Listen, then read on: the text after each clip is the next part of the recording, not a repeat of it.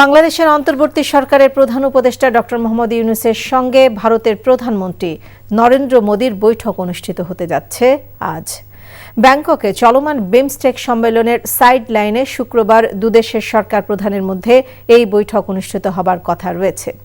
ইউনূস মোদি বৈঠক অনুষ্ঠিত হলে এটি হবে 5 আগস্ট পরিবর্তিত পরিস্থিতিতে দুদেশের শীর্ষ পর্যায়ের প্রথম কোনো বৈঠক। বৈঠকে দুদেশের স্বার্থ সংশ্লিষ্ট বেশ কিছু বিষয়ে আলোচনা হতে পারে। এর আগে বৃহস্পতিবার রাতে বিমস্টেক নেতাদের সম্মানে আয়োজিত আনুষ্ঠানিক নৈশভোজে পাশাপাশি বসতে দেখা যায় প্রধান উপদেষ্টা ডক্টর মোহাম্মদ ইউনূস ও ভারতের প্রধানমন্ত্রী নরেন্দ্র মোদিকে। প্রধান উপদেষ্টা ডক্টর মোহাম্মদ ইউনূস বলেছেন, দেশকে বদলাতে চাইলে পরিচালনার পদ্ধতি পাল্টাতে হবে। এক্ষেত্রে তরুণদের গুরুত্বপূর্ণ ভূমিকা পালন করতে হবে। বৃহস্পতিবার ব্যাংককে বিমস্টেক ইয়াং জেন ফোরামে তিনি একথা বলেন। ডক্টর ইউনূস বলেন, লোভ পরিহার করে পৃথিবীকে ধ্বংসের হাত থেকে বাঁচাতে হবে। তরুণদের হতে হবে উদ্যোক্তা। হাসান মাহমুদের report. Excellency Professor Dr. Mohammad Yunus। থাইল্যান্ডের ব্যাংককে বিমস্টেক ইয়াং জেন ফোরামে অংশ নিয়ে মূল প্রবন্ধের শুরুতেই গ্রামীণ ব্যাংক নিয়ে নিজের অভিজ্ঞতার বর্ণনা করেন প্রধান উপদেষ্টা নোবেল বিজয়ী doctor Mohammad Yunus. Why don't we do more? Doctor Yunus বলেন, শুধু মুনাফার জন্য ব্যবসা করলে হবে না, সমাজকে বদলানোর জন্য কাজ করতে হবে, সম্পদের ভারসাম্য আনতে হবে, একই সাথে ভাবতে হবে পরিবেশের কথাও, যাতে পৃথিবী ধ্বংসের হাত থেকে রক্ষা পায়। If you want to survive as human being on this planet, I said we have to create a new civilization. First condition of the new civilization, the businesses should not be greed driven. I said we have to create a civilization of 3 zeros. Don't try to do overnight change the world. You cannot do that. If you want to change the world, you start with your village, you start with your neighborhood. Doctor Yunus বলেন, মানুষ অন্য কারো অধীনে কাজ করার জন্য জন্মগ্রহণ করেনি, তাই তরুণদেরকে উদ্যোক্তা হবার আহ্বান জানান তিনি। বলেন, উদ্যোক্তাদের মনে লোভ আসলে সেই ব্যবসা ধ্বংস হতে বাধ্য। You are taking this most powerful generation and put them into work for somebody else. Take orders from somebody else. They are filled with ideas. If you free them, now you're forcing them to get a job because otherwise they're going to survive because you have not provided those things. So that's where we say we have to be entrepreneurs. মূল প্রবন্ধ পাঠের পর তরুণদের বিভিন্ন প্রশ্নের উত্তর দেন doctor Mohammad Yunus. বলেন, carbon নির্গমন, বর্জ্য উৎপাদন এবং সম্পদ কেন্দ্রীকরণের পুরনো মডেল বিশ্বকে আত্মধ্বংসী সভ্যতার দিকে এগিয়ে নিয়ে যাচ্ছে। তাই সেবা দিতে হলে 3-0 নতুন সভ্যতার দিকে যেতে হবে। Hasan Mahmud, NTV news, Dhaka. ঈদের ছুটি শেষে ঢাকায় ফিরছে মানুষ। কমলাপুর রেল স্টেশনে আছেন স্টাফ করেসপন্ডেন্ট ইফতার রেজা। যাচ্ছি তার কাছে। ইফতেখার, ঢাকায় আজ ফিরে আসার চিত্র কেমন দেখছেন জানাবেন।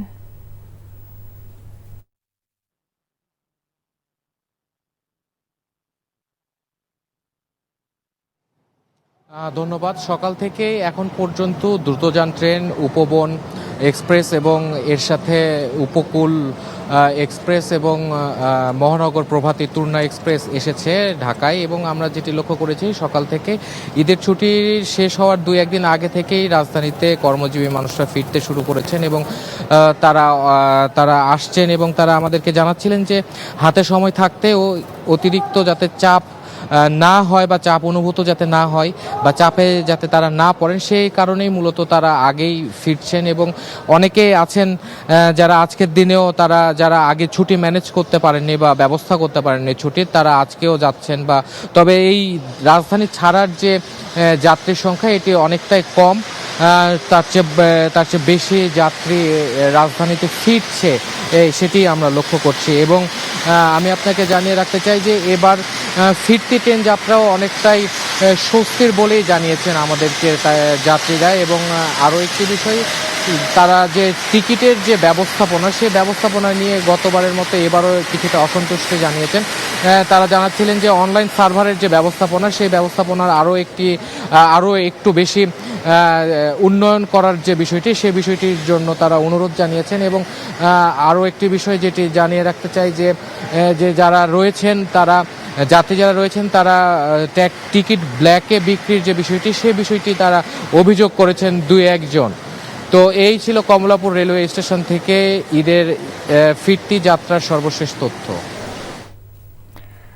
জানছিলাম আমাদের সহকর্মী ইফতেখার রেজার কাছ থেকে ঢাকায় ফেরার খবর।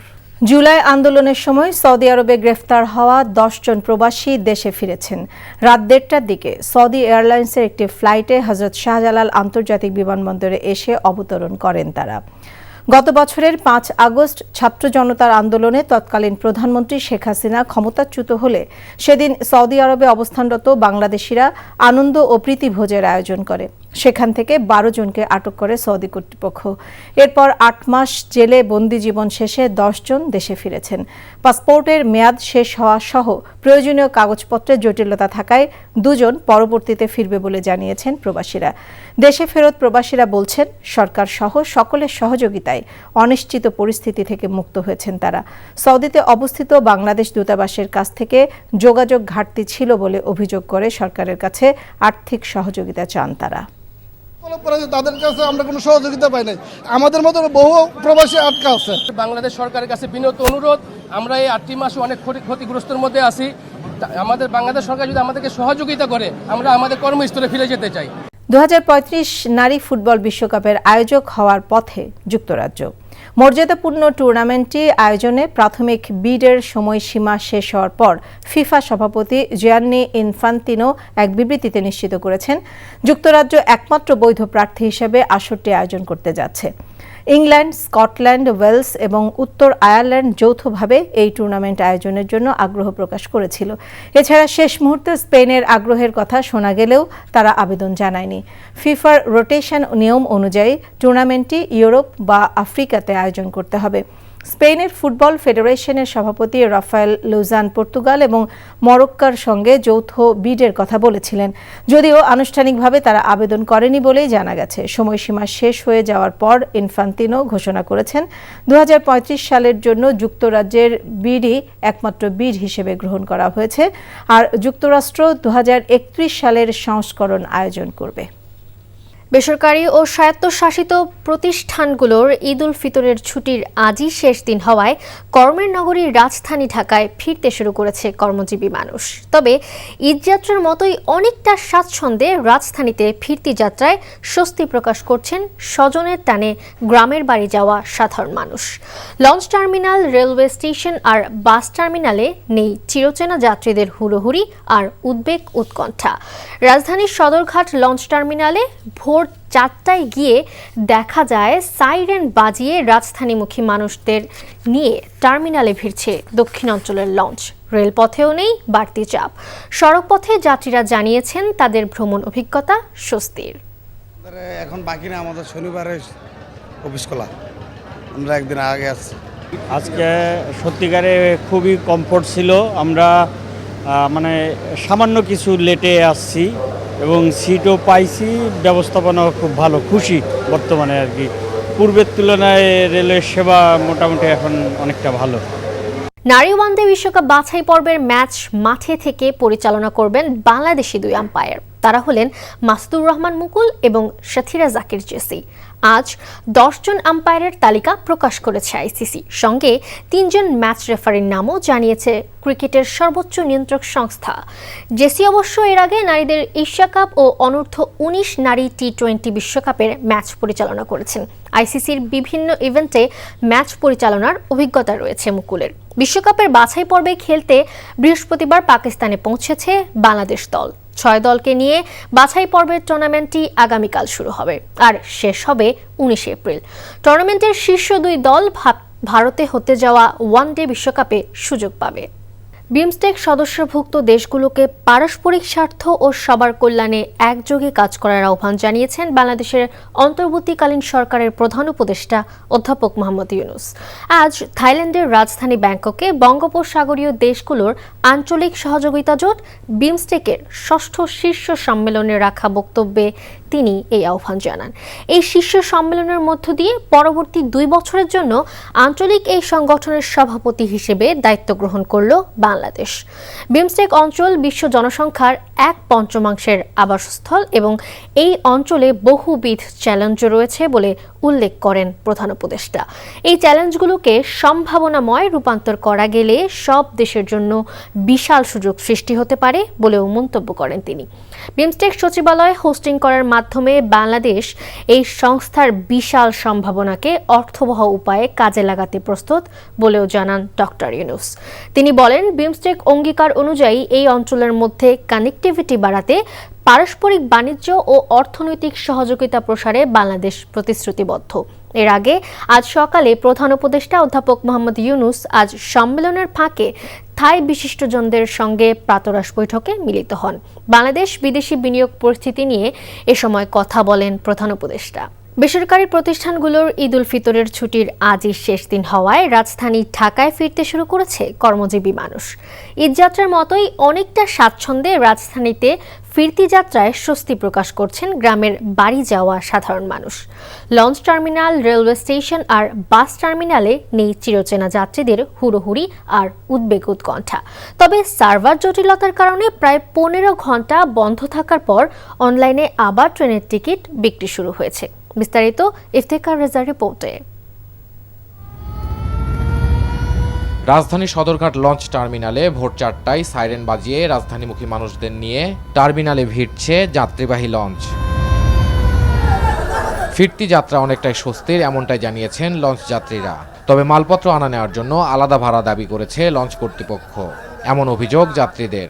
যাত্রীও মোটামুটি কম ছিল, আর এভাবে কোনো হয়রানি হয়নি। সব মিলে টোটালি আলহামদুলিল্লাহ খুব ভালোভাবে আসতে পারছি। শুক্রবার একটু ভিড় থাকার কারণ থাকতে পারে, কারণ শনিবার অনেকের খোলা, আবার রবিবার, এই কারণে গাড়ির সমস্যা করে। ওই ধরেন কিছু বোঝা আনলে, ওই কিছু মাছ আনলে এটি লেগে ধরে। আর রেলপথ যাত্রীদের চাপ ছিল কম, সূচি মেনে ছেড়েছে ট্রেনগুলো, গন্তব্যেও পৌঁছেছে সময় মতো। তবে টিকিট কিনতে হয়েছে কালোবাজারে, অভিযোগ যাত্রীদের। টিকিটটা আসলে আমরা কোনোভাবে ম্যানেজ করতে পারিনি, কাটতে পারি নাই। আমরা ব্ল্যাক থেকে টিকিট কাটছি। ব্যবস্থাপনা খুব ভালো, খুশি বর্তমানে আর কি। পূর্বের তুলনায় রেলের সেবা মোটামুটি এখন অনেকটা ভালো। ট্রেন শিডিউল মতো চলছে, টাইমের আগেই আর কি চলে আসছে। প্রকৃতির ঝামেলা থাকে না, বাট তারপরও এবার আরও বেশি দেখলাম যে তারপর যে ঝামেলাটা থাকে আর কি ঈদে, তো এবার ছিল না আর কি, একদমই ছিল না। সড়ক পথেও স্বস্তির ছাপ, নেই জ্যাম কিংবা তেমন বড় কোনো দুর্ঘটনার খবর। ঝামেলা ছিল না, রাস্তাঘাট ফাঁকাই ছিল, আমরা সুন্দরভাবে আসছি, অনেক এনজয় করছি। যাওয়াটা আসাটা খুবই একটা আরামদায়ক ছিল। আগামীতে ঈদ যাত্রা এবারের মতো স্বস্তিদায়ক হোক প্রতি বছর, এমন প্রত্যাশা সড়ক, রেল ও নদীপথের যাত্রীদের। Iftekhar Reza, NTV news, Dhaka. অবশেষে বাংলাদেশ ভারতের শীর্ষ নেতৃত্ব ইউনূস মোদির মধ্যে বৈঠক অনুষ্ঠিত হলো। থাইল্যান্ডের রাজধানী ব্যাংককের বিমস্টেক সম্মেলনের ফাঁকে শুক্রবার দুপুরে তারা দুজন বৈঠক করেন। বাংলাদেশের অন্তর্বর্তীকালীন সরকার দায়িত্ব নেয়ার প্রায় 8 মাস পর অনুষ্ঠিত এই বৈঠক খুবই গঠনমূলক, ফলপ্রসূ ও সফল হয়েছে বলে জানিয়েছেন প্রধান উপদেষ্টা প্রেস সচিব শফিকুল আলম। এদিকে আগামী 2 বছরের জন্য বিমস্টেকের সভাপতিত্ব গ্রহণ করেছে বাংলাদেশ। নজরানা চৌধুরীর রিপোর্ট। ছাত্র আন্দোলনের মাধ্যমে সৃষ্ট গণ অভ্যুত্থানে পতিত আওয়ামী লীগ সরকারের পতনের পর গত বছরের আগস্টের 8 তারিখ দায়িত্ব নেয় ডক্টর ইউনূসের নেতৃত্বের অন্তর্বর্তীকালীন সরকার। তারপর থেকে ভারত বাংলাদেশের সম্পর্ক অনেকটাই শীতল হয়ে যায়। তবে বাংলাদেশের পক্ষ থেকে বারংবার দুই দেশের শীর্ষ নেতৃত্বের মধ্যে বৈঠকের আহ্বান জানানো হয়, কিন্তু নয়াদিল্লির পক্ষ থেকে এ বিষয়ে কোনো প্রকার ইতিবাচক মনোভাব দেখা যায়নি। অবশেষে থাইল্যান্ডের রাজধানী ব্যাংককে অনুষ্ঠিত বিমস্টেক সম্মেলনের ফাঁকে অনুষ্ঠিত হলো সেই কাঙ্ক্ষিত বৈঠক, যেখানে অধ্যাপক মোহাম্মদ ইউনূস ও নরেন্দ্র মোদী ছাড়াও দুই দেশের পররাষ্ট্র মন্ত্রী ও উপদেষ্টা এবং সংশ্লিষ্ট কর্মকর্তারা যোগ দেন। এই বৈঠকে দুই দেশের স্বার্থ সংশ্লিষ্ট প্রায় সব বিষয়ে আলোচনা হয়েছে বলে জানিয়েছেন প্রধান উপদেষ্টার প্রেস সচিব। মিটিংটা খুবই কনস্ট্রাকটিভ, প্রোডাক্টিভ এবং ফ্রুটফুল হয়েছে। শেখ হাসিনার প্রত্যর্পণ বিষয়ে কথা হয়েছে। শেখ হাসিনা যে ওইখানে বসে অনেক ধরনের ইনসেন্ডিয়ারি কমেন্ট করছেন সেগুলোর বিষয়ে কথা হচ্ছে। তারপরে বর্ডার কিলিং নিয়ে কথা হয়েছে। আমাদের দুই দেশের মধ্যে যে গাঞ্জেস ওয়াটার ট্রিটিটা আপনি জানেন যে নতুন করে এটার এক্সপায়ার হয়েছে, নতুন করে ট্রিটিটা হওয়ার আবার কথা হচ্ছে, এবং তিস্তা ওয়াটার, এগুলো সবগুলো নিয়েই কথাবার্তা হয়েছে। এর আগে একই স্থানে বঙ্গোপসাগরীয় দেশগুলোর আঞ্চলিক সহযোগিতা জোট বিমস্টেকের ৬ষ্ঠ শীর্ষ সম্মেলনে বক্তব্য রাখেন প্রধান উপদেষ্টা। বিমস্টেক অঞ্চল বিশ্ব জনসংখ্যার 1/5 আবাসস্থল এবং এই অঞ্চলে বহুবিধ চ্যালেঞ্জও রয়েছে বলে উল্লেখ করে তিনি এই চ্যালেঞ্জগুলোকে সম্ভাবনায় রূপান্তর করার আহ্বান জানান। বাংলাদেশে চলমান সংস্কার কার্যক্রমের কথা তুলে ধরে ডক্টর ইউনূস বলেন, প্রয়োজনীয় সংস্কার কাজ শেষ করে বাংলাদেশে একটি নির্বাচন অনুষ্ঠিত হবে। এই শীর্ষ সম্মেলনের মধ্য দিয়ে পরবর্তী 2 বছরের জন্য আঞ্চলিক এই সংগঠনের সভাপতি হিসেবে দায়িত্ব গ্রহণ করল বাংলাদেশ। Nazrana Chowdhury, NTV news, Dhaka. ঈদ উল ফিতরের পরে অনেকটাই কমতির দিকে নিত্যপণ্যের বাজার। কয়েকদিনের ব্যবধানে 20 টাকা কমে রাজধানীর কারওয়ান বাজারে ব্রয়লার মুরগি বিক্রি হচ্ছে 190 থেকে 200 টাকা কেজি দরে। দেশি মাছের দামও গড়ে কমেছে কেজিতে 100 টাকা। 400 টাকা কমে 1 কেজির ইলিশ বিক্রি হচ্ছে 1900 টাকায়। তবে গরুর মাংস বিক্রি হচ্ছে 780 টাকায়। এদিকে আগের বাড়তি দামে বিক্রি হচ্ছে সব ধরনের চাল। মিনিকেটের দাম ছাড়িয়েছে 90 টাকা। সরবরাহ স্বাভাবিক সয়াবিন তেলে প্রতি লিটার বিক্রি হচ্ছে 175 টাকায়। বেশ খানিকটা কমেছে সবজির দাম। 100 টাকার শসা ও 70 টাকায় গাজর বিক্রি হচ্ছে 40 টাকায়। মিনিকেটে আমরা 80 থেকে 85 টাকা, তারপর আড়াইশ বিক্রি করতেছি 58 থেকে 60 টাকা। নাদির শালটা বিক্রি করতে আছি 75 থেকে 85-90 টাকার মধ্যে কোয়ালিটি আছে। ব্রয়লার মুরগিটা ঈদের আগে সপ্তাহে বেচছি 210 টাকা 200 টাকা, আর ঈদের পরের সপ্তাহে আজকে বেচতেছি 190-200 টাকা। শসা ছিল 100 টাকা কেজি, এখন আমরা 40 টাকা কেজি বিক্রি করতে আসছি। উস্তা ছিল 100 টাকা কেজি, এখন 80 টাকা বেচতে আসছি। পুরো 80 টাকা 90 টাকা ছিল ঈদের আগে, এখন 60 টাকা কেজি। মাছের দাম ঈদের পরে 100 টাকা কেজি সব মাছ কমছে। সবার আগে বাংলাদেশ কনসার্টে কোনো রাজনৈতিক মতাদর্শ বিবেচনা নয়, সব ধরনের শিল্পীদের সুযোগ দেওয়া হবে বলে জানিয়েছেন ফাউন্ডেশনের কোষাধ্যক্ষ সুলতান সালাউদ্দিন টুকু। সকালে মানিক মিয়া এভিনিউয়ে কনসার্টের স্থান পরিদর্শন শেষে একথা জানান তিনি। বলেন, বাংলাদেশে বিগত ফ্যাসিস্ট আমলে ভারত আর বর্তমানে পাকিস্তানি শিল্পীদের সুযোগ দেওয়া হচ্ছে, অবহেলিত থেকেছেন দেশীয় শিল্পীরা। তাই তরুণ প্রজন্মের সামনে দেশীয় সংস্কৃতি ঐতিহ্যকে তুলে ধরতে এই আয়োজন। এছাড়া কনসার্টে নিরাপত্তাকে কেন্দ্র করে মানিক মিয়া এভিনিউ সিসিটিভি ক্যামেরার আওতাভুক্ত থাকবে জানিয়ে তিনি বলেন, যে কোনো ধরনের বিশৃঙ্খলা এড়াতে সচেষ্ট থাকবে সবার আগে বাংলাদেশ টিম। আগামী 11 এপ্রিল একযোগে 4 বিভাগে এই কনসার্ট আয়োজন হচ্ছে বলেও জানান তিনি। বাংলাদেশ থেকে প্রথম ধাপে 1,80,000 রোহিঙ্গা শরণার্থী মিয়ানমারে ফেরতের উপযুক্ত বলে জানিয়েছে মিয়ানমার কর্তৃপক্ষ। বাংলাদেশে আশ্রয় নেওয়া প্রায় 8 লাখ রোহিঙ্গার তালিকা থেকে 1,80,000 রোহিঙ্গা শরণার্থীকে ফেরত নেওয়ার উপযোগী হিসেবে চূড়ান্ত স্বীকৃতি দিয়েছে দেশটি। ব্যাংককে 6ষ্ঠ বিমস্টেক সম্মেলনের ফাঁকে অনুষ্ঠিত এক বৈঠকে মিয়ানমারের উপপ্রধানমন্ত্রী ও পররাষ্ট্রমন্ত্রী ইউ থান শিউ প্রধান উপদেষ্টার উচ্চতর প্রতিনিধি ডক্টর খলিলুর রহমানকে এ তথ্য জানান। 2018 সাল থেকে 2020 সালের মধ্যে বাংলাদেশে এই তালিকা 6 ধাপে মিয়ানমারকে প্রদান করে।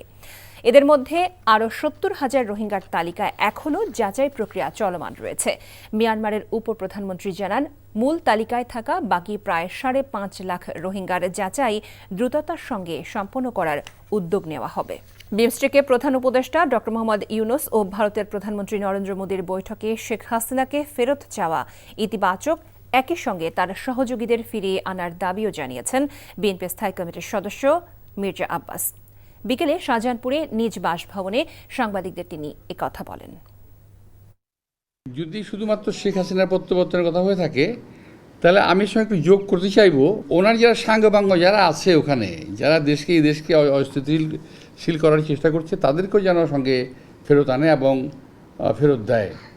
এবং ভারতের উচিত শেখ হাসিনাকে অবিলম্বে ফেরত দেওয়া এবং এদেশে এমনি পাঠিয়ে দেওয়া, তাকে ফেরত দেওয়া তো না, পাঠিয়ে দেওয়া। বেসরকারি প্রতিষ্ঠানে ঈদ উল ফিতরের ছুটির শেষ দিন শুক্রবার হওয়ায় রাজধানীতে ফিরতে শুরু করেছে কর্মজীবী মানুষ। ঈদ যাত্রার মতোই অনেকটা স্বাচ্ছন্দ্যের ঢাকায় ফিরতি যাত্রাতেও স্বস্তি প্রকাশ করছেন গ্রামের বাড়ি যাওয়া সাধারণ মানুষ। লঞ্চ টার্মিনাল, রেলওয়ে স্টেশন আর বাস টার্মিনালে নেই চিরচেনা যাত্রীদের হুড়োহুড়ি আর উদ্বেগ উৎকণ্ঠা। তবে সার্ভার জটিলতার কারণে প্রায় 15 ঘণ্টা বন্ধ থাকার পর অনলাইনে আবার ট্রেনের টিকিট বিক্রি শুরু হয়েছে। রেলপথে যাত্রী চাপ ছিল কম, সূচি মেনে ছেড়েছে ট্রেনগুলো, গন্তব্যেও পৌঁছেছে সময় মতো।